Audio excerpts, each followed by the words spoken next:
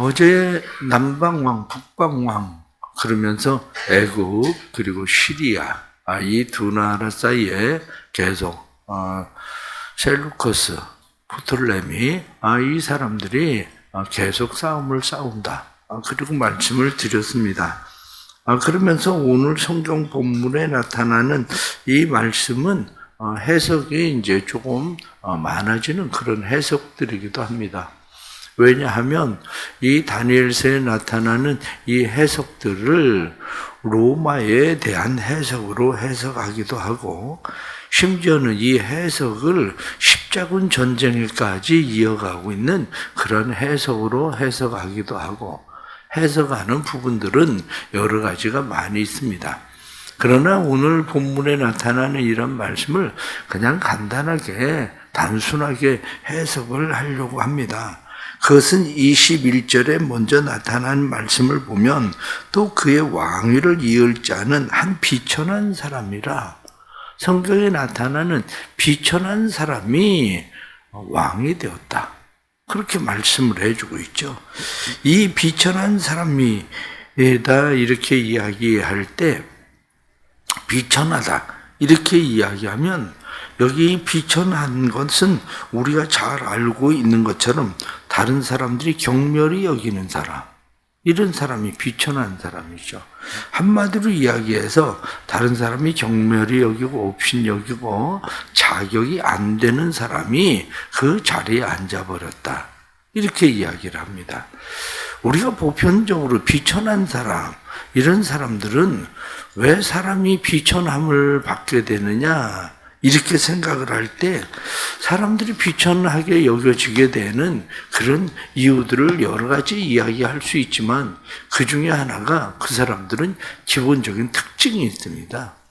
기본적인 특징이 있는데 이 사람들이 가지고 있는 기본적인 특징은 여우같이 들어와서 사자같이 군림한다. 그런 거예요. 한마디로 여우같이 약삭빠르게 이쪽 저쪽 눈치 보고 그리고 사람이 한마디로 여우 같은 사람인데 자기가 무엇을 쥐고 나면 마치 사자처럼 사자도 아니면서 그렇게 군림하려는 사람. 이 사람들이 비천한 자라는 거예요. 그러니까 우리 주변에도 보면 사람들이 약삭빠르게 행동을 하고 그러면서 마침내 자기가 무엇을 거머쥐면 사자처럼 우리가 종종 주변에 볼 수 있는 사람들 중에 한 사람들이 어떤 사람입니까? 그 사람들은 때로는 배우지도 못하고 아는 것도 없고 실력도 없고 그런데 돈 하나 거머쥐면 자기가 세상을 마치 다 거머쥔 것처럼 모든 것이 자기 앞에 굴복해야 되는 것처럼 그렇게 행동하는 사람들이 비천한 사람인 거죠. 그러니까 이런 비천한 사람들, 이 사람들은 끊임없이 싸움을 싸울 뿐만 아니라 다른 사람들을 미혹합니다.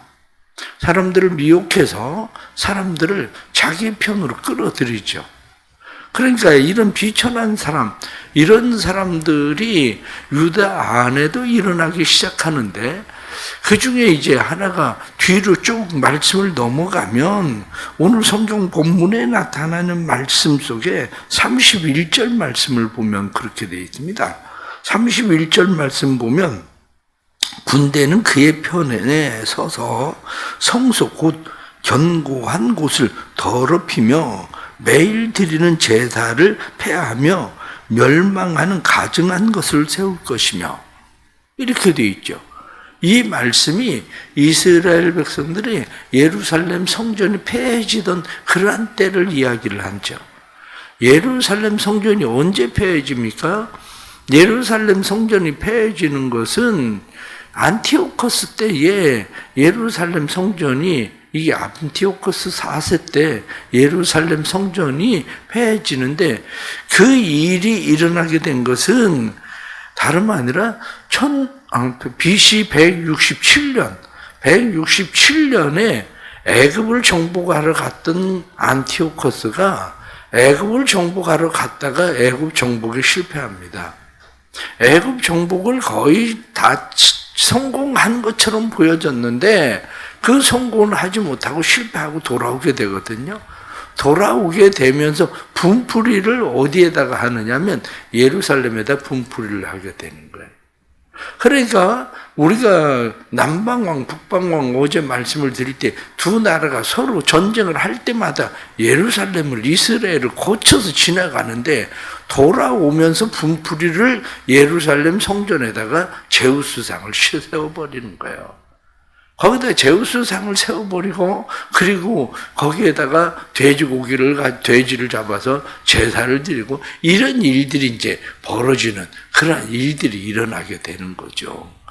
이러한 일들이 벌어지고 나니까 그 뒤에 나타나는 말씀을 보면 이 일들에 대해서 32절 말씀 보면 그가 또 언약을 배반하고 악행하는 자를 속임수로 타락시킬 것이나, 악행하는 사람들 속임수로 타락시킨다. 사람들이 그 속임수에 타락을 해요. 어디든지 동조자가 항상 있는 겁니다. 그렇게 사람들이 생각을 할 때에 누가 그 말을 듣고 그 사람을 따라가겠어? 이렇게 생각하지만 결코 그렇지 않습니다. 어디 가서든지 싸우는 것을 보세요. 패가 왜 갈립니까? 패가 갈리는 이유는 다른 사람들이 볼 때는 저 사람 말을 들을 리가 없는데, 저 사람은 입만 벌리면 성경에 나오는 것처럼 속임수, 거짓의 술수에 능한 사람인데 저 사람 말을 누가 들어? 그래도 그 말 듣고 따라가는 사람들은 항상 있어요. 그래서 오늘 성경에도 나타난 말씀을 보면 언약을 배반하고 악행하는 자의 속임수를 따라서 타락하는 사람들이 생긴다는 거예요. 그런데 이 타락하는 사람들이 누가 앞장을 서게 되느냐면 결국 제사장들이에요. 제사장들이 안티오코스의 4세의 이야기를 듣고 제사장들이 그에 따라서 한마디로 하나님을 경외하고 하나님을 예배해야 되는 사람들이 하나님을 경외하고 예배하는 게 아니라 그들이 앞장서서 제사를 드리는 일에 동참을 하게 되거든요. 이 사람들이 동참을 하게 되는데 거기에 대해서 분노하고 성경에 나타난 말씀처럼 용맹한 사람들, 하나님을 아는 용맹한 사람들이 거기에 대해서 대항하기 시작을 하죠. 이 사람들이 누구냐면 마따디아 그리고 그의 아들들, 그래서 거기에 함께 이게 이제 이스라엘 사람들에게 성전을 회복하기 위한 전쟁이 이제 시작되는 그러한 일이죠. 마카비 전쟁이라고 우리가 이야기하는 이 마카비 전쟁이 일어나게 되고, 그래서 마침내 164년에 예루살렘 성전이 다시 회복되어지는 하누카라고 하는 그 절기가 다시 그들에게 일어나게 되는 그런 발단이 되는 그런 사건이 일어나게 되는 거죠. 그러니까 이러한 일들이 일어나게 되는 것은 결국에는 오늘날도 마찬가지로 우리가 어제도 말씀을 드린 대로 하나는 박해, 핍박을 통해서 사람들은 신앙에 대한 도전을 받습니다. 박해를 받고 핍박을 받고 그럴 때 신앙에 도전을 받는 사람들이 하는 일은 뭡니까? 대부분 순교를 하든지 아니면은 에세네파처럼 어디로 도망가서 숨어서 그냥 지내든지 이런 상황들이거든요. 이러한 일들이 일어나는데 그때는 순교를 하면 한 번 그냥 죽음을 당하면 되는 그런 상황들이기도 해요. 이게 세계 역사 가운데 계속되던 일들 중에 하나가 뭐냐면 공산주의하고의 싸움이거든요. 그래서 이 남방왕, 북방왕의 이 싸움에 대해서 공산주의와의 싸움에 대한 이야기를 이야기하는 사람들도 많습니다. 그런데 실제적으로 공산주의가 들어와서 압박을 가하고 국가적인 압박을 가할 때는 거기가 다 사람들은 순교를 하든지 숨든지 둘 중에 하나밖에 방법이 별로 없는 거죠.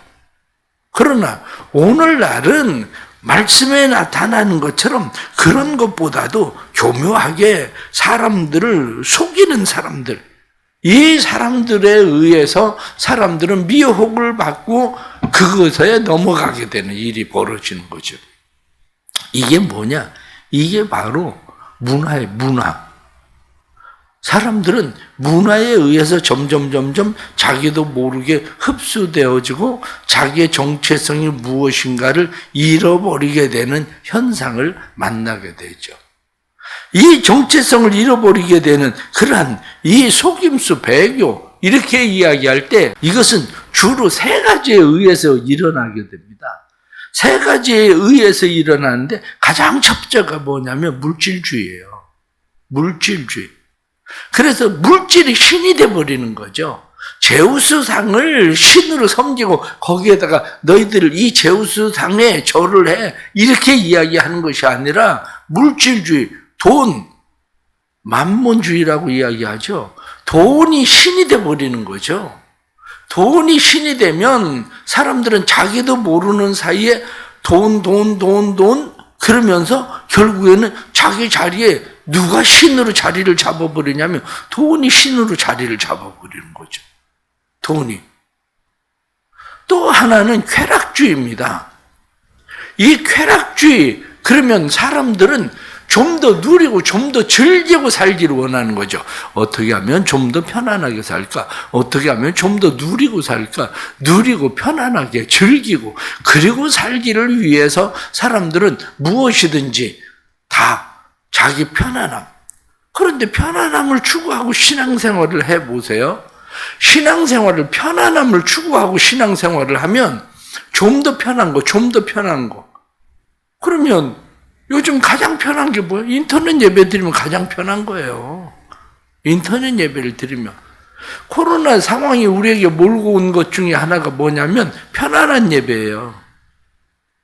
코로나 상황을 통해서 사람들은 편안한 예배가 익숙해져 버리기 시작하는 거죠. 쾌락주의. 그래서 하나님 앞에 어떻게 하면 좀 더 가까이 갈 수 있을까? 이게 아니라 하나님을 섬겨도 어떻게 하면 좀 더 편안하게 섬길 수 있을까? 이게 바로 우리 안에 스며들고 있는 쾌락주의라고요. 또 하나를 이야기할 때 상대주의라고 이야기합니다. 이 상대주의는 비교주의죠. 비교의식. 그래서 오늘 성경에 나타나는 말씀도 보면 사람들이 자기 마음대로 자기를 스스로 높이는 그런 일들이 일어나게 되죠. 그래서 37절 말씀도 보면 그가 모든 것보다 스스로 크다 하고 이렇게 말하는 것처럼 내가 너보다 나아, 내가 너보다 커. 이렇게 명품이라는 게 뭡니까? 사실은 명품이라고 하는 것이 비교주의거든요. 명품? 이름만 명품, 유명한 메이커를 붙이고 있는 것 뿐이지 그게 다 어디서 만드는 겁니까? 내는 제품은 똑같습니다. 그냥 뭐 수제 이렇게 이야기하지만 아니 뭐 명품 아닌 것들은 수제가 없습니까? 손으로 만드는 제품들이 없습니까? 원래 다 그 사람들이 손으로 만들어서 그렇게. 왜냐? 제가 외국에 가봐도 그렇습니다. 외국에 가면 만들 때에 예를 들면 너 이거 100개만 만들어야 돼? 이렇게 얘기하죠. 그런데 그 사람들이 돈을 벌고 싶은 사람들이 왜 100개만 만듭니까? 100개는 만들어서 명품에다 갖다 주고 100개는 더 만들어서 한마디로 명품 딱지만 안 붙이고 파는 것 뿐이지 똑같아요. 사실은 그 별 차이 없는 겁니다. 그게.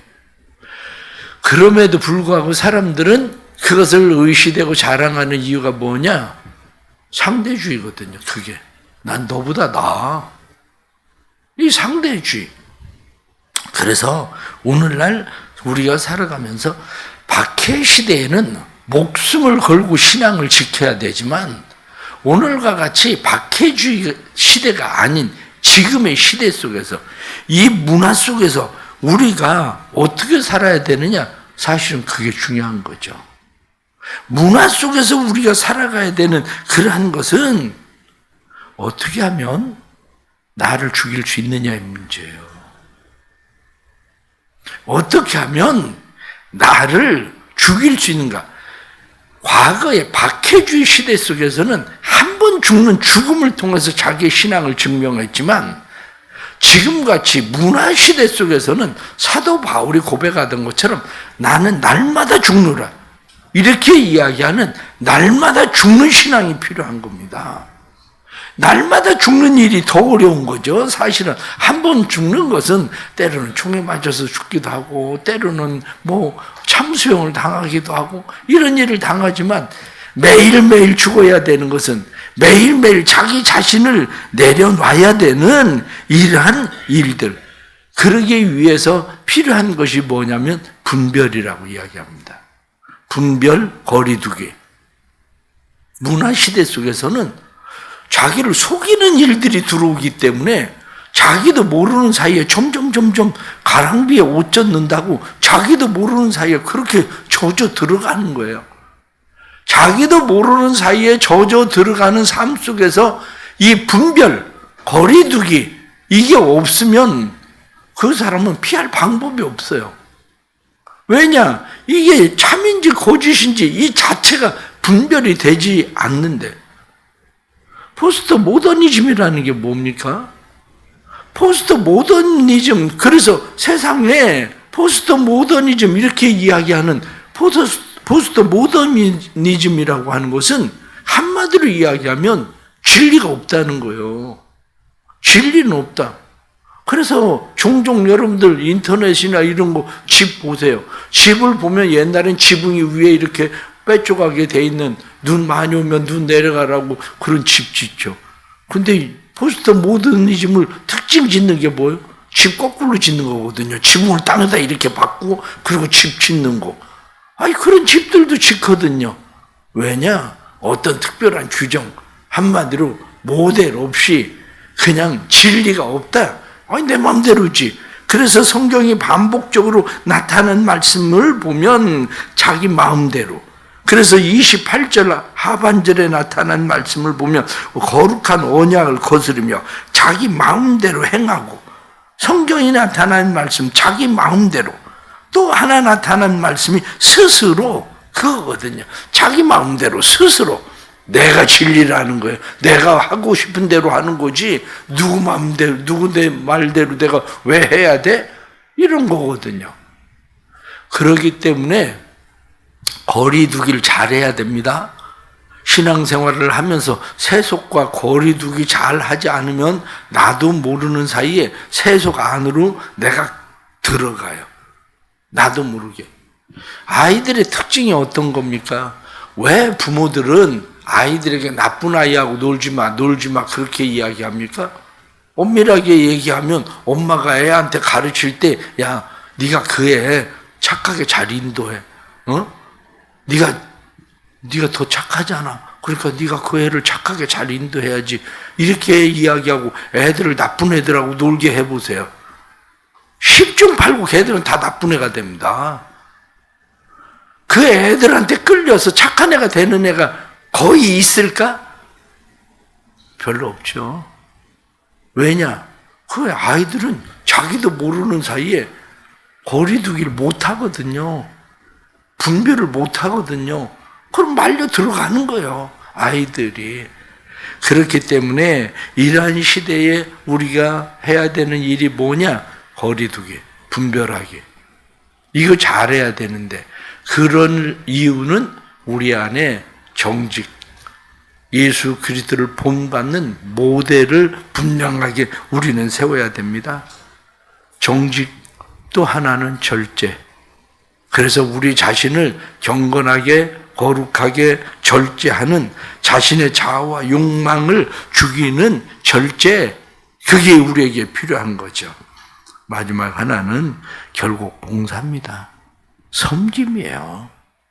세상은 섬김을 받으려고 사는 것 같지만 사실은 섬김을 받으려고 할수록 우리는 물질주의, 섬김을 받으려 할수록 쾌락주의, 섬김을 받으려 할수록 상대주의, 거기에 빠질 수밖에 없습니다.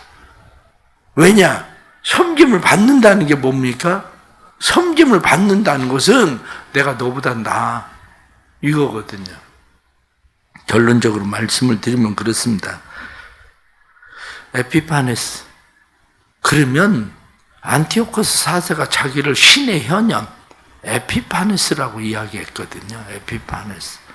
그런데 사람들은 안티오코스 4세를 뭐라고 불렀냐면 에피파네아라고 불렀어요.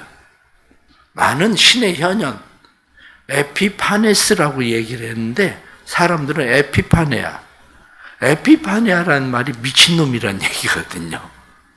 내가 신이다. 그런데 사람들은 미친놈, 저 미친놈, 다 에피파니아.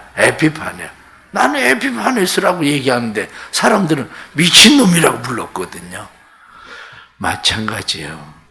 신앙생활을 하면서 내가 스스로 자기를 신의 현현처럼 에피파네스라고 얘기를 할지 몰라도 세상 사람들이 보기에는 내가 그리스도인, 더 나은 그리스도인 이렇게 막 때로는 내세우고 내가 진짜 신앙생활을 하는 것처럼, 지혜롭게 신앙생활을 하는 것처럼 생각해도 심지어는 세상 사람들이 미친놈이라고 그러는 거예요. 그게.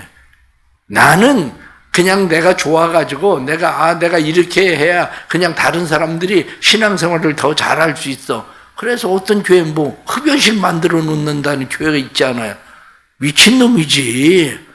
그게. 그러면 사람들이 교회 와서 예수 더 잘 믿을 것 같죠? 그게 아니라 교회 와서 담배 피고 다 들어가지. 담배 피는 자체가 이게 죄냐 아니냐 문제를 얘기하는 게 아니라 그게 자기들은 문화에 동조해서 어떻게 하는 것처럼 그렇게 생각할지 모르지만 그게 바로 다른 사람이 볼 땐 미친놈. 사람들이 예수 믿는 사람은 내가 그래도 예수 믿는데 너하고 친해져서 너 교회 데리고 가려고 그래. 그럼 계속 술 마셔보세요. 그러면 저 사람 진짜 신앙생활 잘해. 저 사람이 우리 교회 인도하려고 저렇게 자신을 헌신해. 이렇게 얘기합니까? 미친놈. 그렇게 얘기하지. 그러니까 우리가 결국에는 이 문화 시대를 살고 있는 이 속에서 어떻게 신앙생활을 잘 할 수 있느냐? 거리두기 잘해야 됩니다. 분별을 잘해야 됩니다. 그리고 나를 날마다 죽여야 됩니다. 그래야 신앙생활이 되는 거지. 옛날같이 박해 시대처럼 그런 시대가 오면 나는 신앙을 지킬 수 있다 이런 생각을 가지고 신앙생활이 되는 게 아니에요. 오늘 주시는 이런 말씀 보면서 우리가 믿음 잘 지킬 수 있는 그러한 삶이 될 수 있길 축복합니다. 기도하겠습니다. 하나님 아버지, 악한 시대를 살고 있습니다. 악한 시대에는 우리를 미혹하는 일들이 너무 많습니다. 그래서 우리를 미혹해서 어떻게 해서든지 믿는 자라도 하나님에게로부터 떨어지게 하려고 하는 사단의 권세들이 우리에게 다가옵니다. 그러나 이러한 때에 거리두기 잘하게 해주시고 분별력을 가지고 신앙생활을 하게 해주시고 그래서 우리의 신앙생활이 오직 하나님만 바라보고 하나님만 신뢰하고 하나님 앞에 살아가는 믿음의 삶이 될 수 있도록 은혜를 베풀어 주옵소서. 하나님의 크신 사랑, 은혜 우리 안에 넘치게 해주셔서 오직 우리의 진리이신 예수 그리스도를 본받고 예수 그리스도를 본받은 사도 바울이 나는 날마다 죽노라 고백하던 것처럼 날마다 우리의 삶이 거룩함으로 하나님 앞에 가까이 나아갈 수 있는 참된 믿음이 될 수 있도록 성령님 우리를 도와주시옵소서. 성령님께서 우리의 사랑하는 모든 성도들의 삶에 은혜와 사랑 베풀어 주셔서 베푸시는 그 은혜와 사랑 안에 우리가 일상의 순교가 일어나게 하시고 자아의 욕망을 죽이고 예수 그리스도를 따라 살아갈 수 있도록 도와주옵소서. 사랑하는 대성교회를 축복해 주시고 대성교회가 사명 잘 감당하는 교회 되게 하여 주옵소서. 교회가 비록 세상 속에 있지만 새 속에 물들지 않는 교회 되게 해 주시고 교회가 세상의 풍요를 누리려고 하는 교회가 아니라 교회가 세상에서 더 많은 영혼들을 주께로 구원하고자 하는 믿음의 교회로 서갈 수 있도록 은혜 베풀어 주옵소서.